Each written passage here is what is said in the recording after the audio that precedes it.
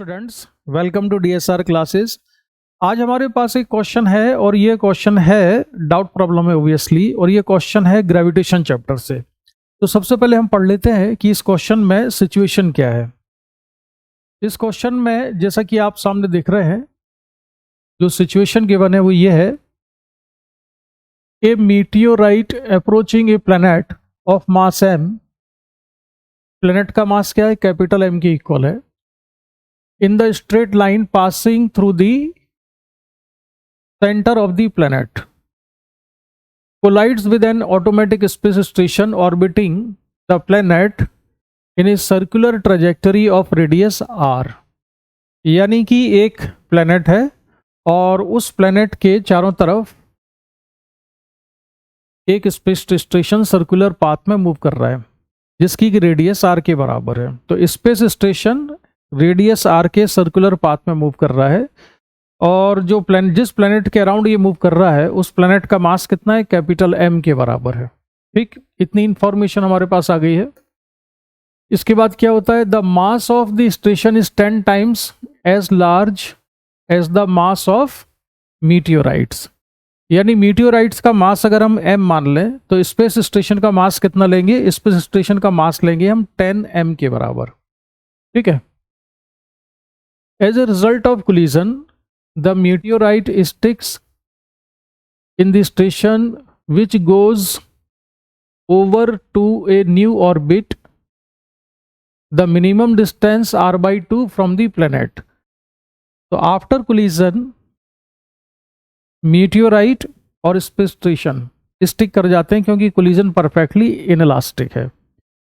उसके बाद ये किसी नई ऑर्बिट में घूमने लगता है, और नई ऑर्बिट में जो मिनिमम डिस्टेंस है प्लैनेट से, वो मिनिमम डिस्टेंस कितनी है? r/2 के बराबर है। तो इसकी लैंग्वेज से हमको ये लगता है कि आफ्टर कोलिजन ये एलिप्टिकल पाथ में मूव करने लगा होगा, क्योंकि उसी केस में हम डिस्टेंस को मिनिमम या मैक्सिमम कहते हैं।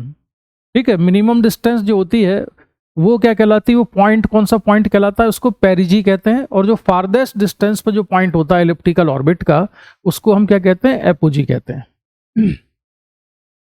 अब पूछा गया इसमें, speed of the meteorite just before it collides with the planet is. तो जो मीटियोराइट था, कोलिजन से ठीक पहले उसकी स्पीड क्या थी? स्पेस स्टेशन के साथ कोलिजन से ठीक पहले उसकी स्पीड क्या है, ये हमको बताना है। तो चलिए इसका डिस्कशन हम शुरू करते हैं। पहली कंडीशन तो हमने ये मान ली कि ये है प्लैनेट जिसका मास कितना है? कैपिटल एम के बराबर है। ठीक है, इसका मास है कैपिटल एम, और जो स्पेस स्टेशन है इस सर्कुलर पाथ में मूव कर रहा है जिसका रेडियस कितना है? r के बराबर है। यहाँ से एक मीटियोराइट जिसका मास कितना है? m है। ये मीटियोराइट स्पीड v0 से मूव कर रहा है। ठीक है, और ये डायग्राम में थोड़ा सा चेंज करना पड़ेगा। ये जो मीटियोराइट, ये जो डॉटेड लाइन है एक्चुअली यहाँ से पास होनी चाहिए, क्योंकि स्पेस स्टेशन की जो वेलोसिटी है v0, वो कहाँ से पास होती है? इस प्लैनेट के सेंटर से पास होती है। ठीक है, इसके सेंटर से ये पास हो रही है ऐसे। तो ये इसका मास अगर हम m मान लें तो स्पेस स्टेशन का मास कितना है? 10 m के बराबर है। मीटियोराइट की वेलोसिटी बिफोर कोलिजन v0 के बराबर है। ठीक है, और ये प्लैनेट का मास है कैपिटल m, और ये रेडियस r के सर्कुलर पाथ पर मूव कर रहा है। ठीक है। फिर क्या होता है? जब यहां पर कोलिजन हो जाएगा तो कोलिजन के बाद टोटल मास कितना हो जाएगा? यहां पर टोटल मास हो जाएगा 11 m के बराबर, और जो वेलोसिटी है v1 ये भी चेंज होगी जस्ट आफ्टर कोलिजन, और वेलोसिटी का एक कंपोनेंट इधर भी आएगा आफ्टर कोलिजन, क्योंकि इस डायरेक्शन में भी लीनियर मोमेंटम कंजर्व करना है। तो कोलिजन से ठीक पहले मोमेंटम इस लाइन के अलोंग कितना है? mv0 के बराबर है, और कोलिजन के जस्ट बाद हम इसका मोमेंटम निकालेंगे इस डायरेक्शन में, तो वेलोसिटी का एक कंपोनेंट यहाँ भी आएगा, और जो ये वाला कंपोनेंट है वेलोसिटी का v1, ये भी चेंज होगा। ये क्यों चेंज होगा? क्योंकि इसका मास चेंज हो जाएगा। तो मोमेंटम कंजर्वेशन हम इस डायरेक्शन में भी लगा सकते हैं, तो मास चेंज होने से ये v1 भी चेंज होगा। हालांकि ये v1 हमको मालूम है, v1 कितना होगा? v1 की जो वैल्यू है v1 equal to under root G capital M upon radius are.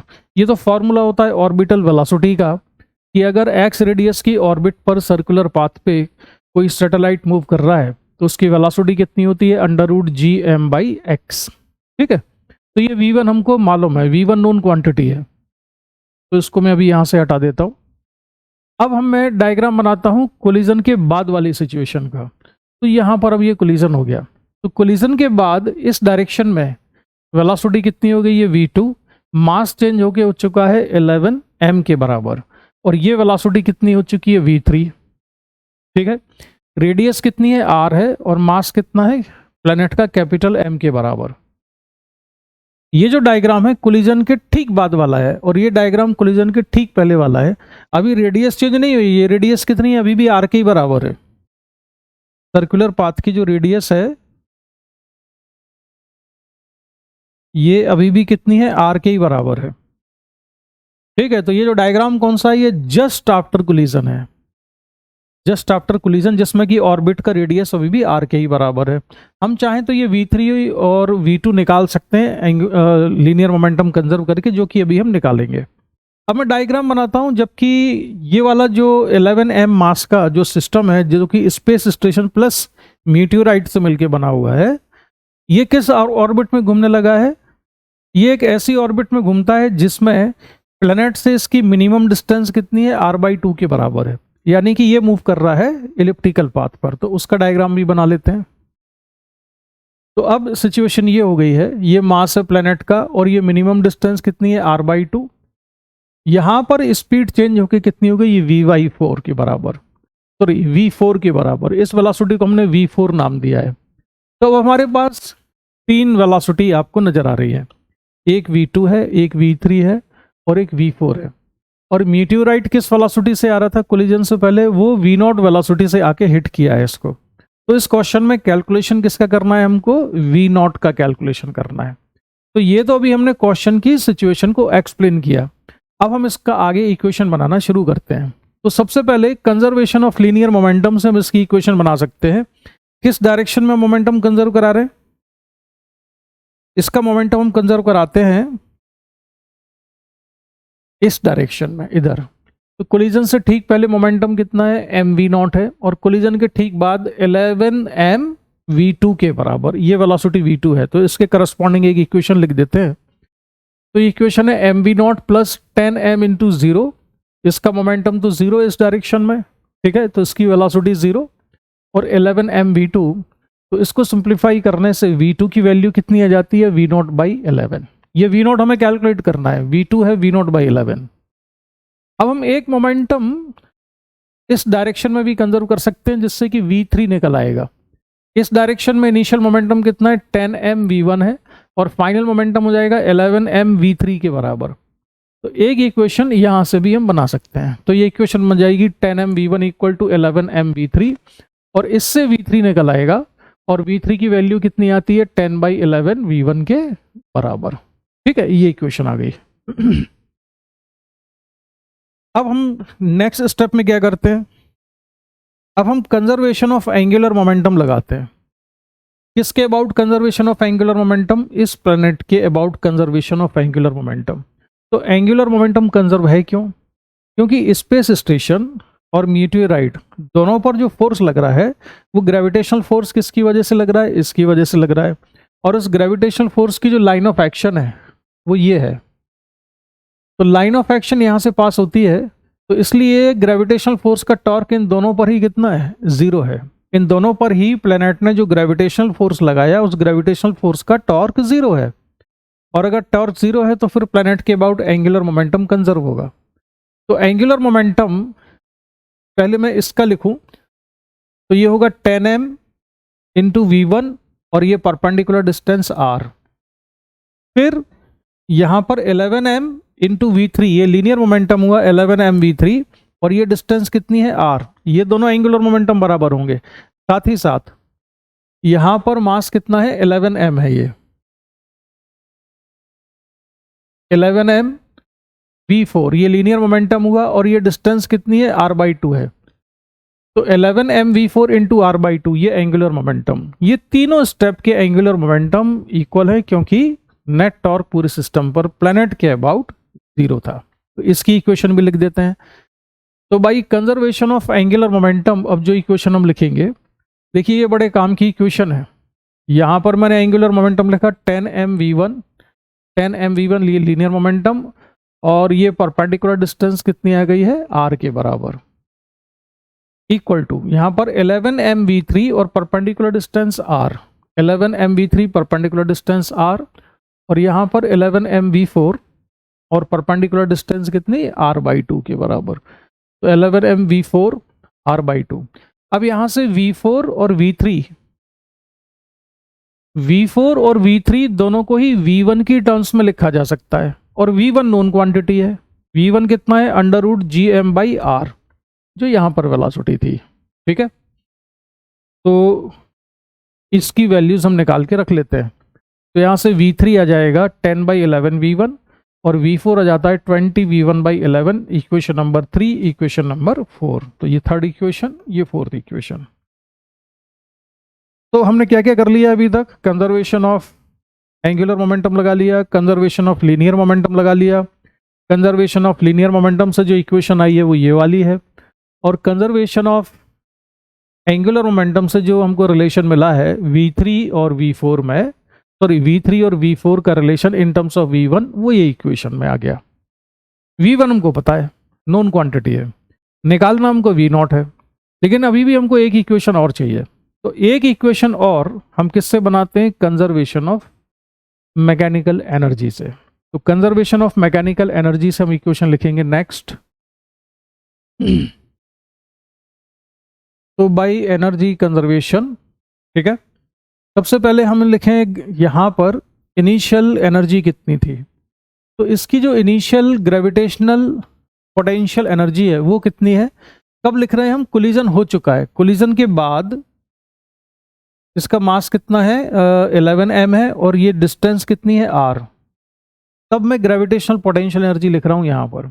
देखो कोलिजन के पहले ग्रेविटेशनल पोटेंशियल एनर्जी नहीं लिखेंगे हम, क्योंकि जो कोलिजन है वो परफेक्टली इनइलास्टिक है, तो कोलिजन में एनर्जी का लॉस होगा। तो हम एनर्जी कंजर्वेशन कब लगा रहे हैं, कोलिजन के बाद, जब ये r डिस्टेंस पर है, और फिर जब ये यहाँ पर r by two radius, r by two distance पर होगा मूव करते हुए, और वेलोसिटी v4 से मूव कर रहा होगा, यानी कि इस वाली पोजीशन पर और इस वाली पोजीशन पर कंजर्वेशन ऑफ मैकेनिकल एनर्जी हम यूज कर रहे हैं।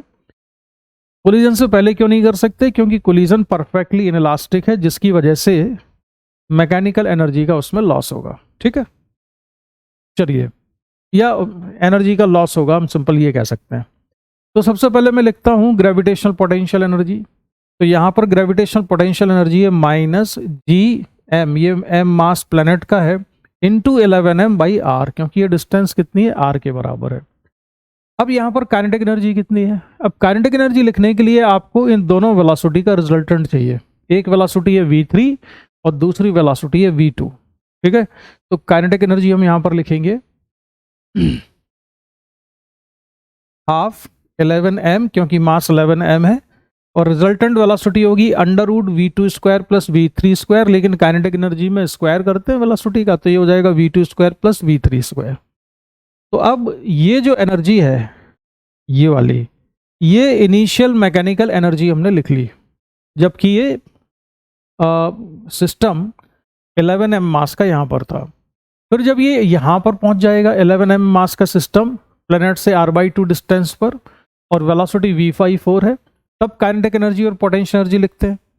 ठीक है, तो ये होगा इक्वल टू, यहाँ पर पोटेंशियल एनर्जी कितनी है, minus G M 11 m by R by two. ठीक है, ये पोटेंशियल एनर्जी लिख दी, और काइनेटिक एनर्जी हो जाएगी 11 m मास की हाफ 11 m v4 स्क्वायर। तो इसको लिखा हमने हाफ 11 m v4 स्क्वायर।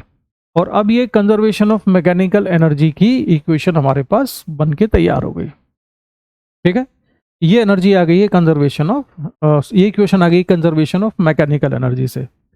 अब लिखने के लिए जगह कम है, इसलिए मूव करते हैं नेक्स्ट पेज पर। तो मैं उसमें क्या क्या लिख लूँगा, ये वाली इक्वेशन लेके चलूँगा, v3 v4 और V2, इनकी वैल्यू V1 की टर्म्स में हम राइट साइड में लिख लेते, नेक्स्ट पेज पे लिख लेते हैं। तो ये हमने इक्वेशन लिख ली, जो एनर्जी कंजर्वेशन की थी वो एज इट इज लिखी है। V1 कितना है, √GM/R है, V2 है V0/11, V3 है 10V1/11 और V4 है 20V1/11। V4 याद है कि नहीं, V4 कैसे आया था, यहाँ से एंगुलर मोमेंटम कंजर्व किया था, तो V4 की वैल्यू आई थी 20V1/11 के बराबर। ठीक है, अब क्वेश्चन ऑलमोस्ट सॉल्व हो चुका है, अब केवल कैलकुलेशन है, हमको इसमें वैल्यू सब्स्टिट्यूट करनी है। तो इन वैल्यूज को हम सब्स्टिट्यूट करते हैं। यहाँ पर V2 की वैल्यू में सब्स्टिट्यूट करूंगा कितनी, V0/11, और V3 की वैल्यू सब्स्टिट्यूट करते हैं 10V1/11। तो ये वैल्यूज को हमने सब्स्टिट्यूट किया, और यहाँ पर हमने V4 की वैल्यू को सब्स्टिट्यूट किया। V4 कितना था, 20V1/11, तो 20V1/11 का होल स्क्वायर, और V3 कितना था, V3 था 10V1/11, तो ये हो गया 100V1²/121, और V2 कितना आया था, V0/11 था, तो ये हो गया V0²/121। ठीक, अब इसमें देखो स्मॉल m तो सभी में से कैंसिल हो जाएगा, हमको कैलकुलेट करना है V0, और V1 हमको मालूम है, V1 की वैल्यू कितनी है, √GM/R। तो अगली स्टेप में हम ये वैल्यू भी सब्स्टिट्यूट कर देते हैं V1 की, और 11m वगैरह को भी अंदर हमने मल्टीप्लाई किया, तो ये इक्वेशन आएगी। इसको और फर्दर सिंप्लीफाई करें तो इक्वेशन बन जाती है V0²/22 इक्वल टू दिस, और फाइनली इतना आया। और अब हम इसको भी सिंप्लीफाई कर दें तो सॉल्व करने पर जो V0 की वैल्यू आती है, V0 आता है √58GM/R के बराबर, and this is the answer of this question. ठीक है, तो मुझे लगता है आपको समझ में आ गया होगा कि ये क्वेश्चन हमने कैसे सॉल्व किया है, आंसर कैसे निकाला है। जो हाईलाइट थी क्वेश्चन की, जो मेन पॉइंट था वो ये था कि आपको कंजर्वेशन ऑफ एंगुलर मोमेंटम की इक्वेशन लिखना आना चाहिए इसमें। ठीक है, तो इसी के साथ इस डिस्कशन को हम कंप्लीट करते हैं। इसमें अगर कोई डाउट रहता है आपको तो आप मुझे मैसेज कर सकते हो। मेरा जो व्हाट्सएप नंबर है वो डिस्क्रिप्शन में होता है, आप उस पर अपना डाउट्स भेज सकते हैं। Thanks very much, thanks for watching, bye bye.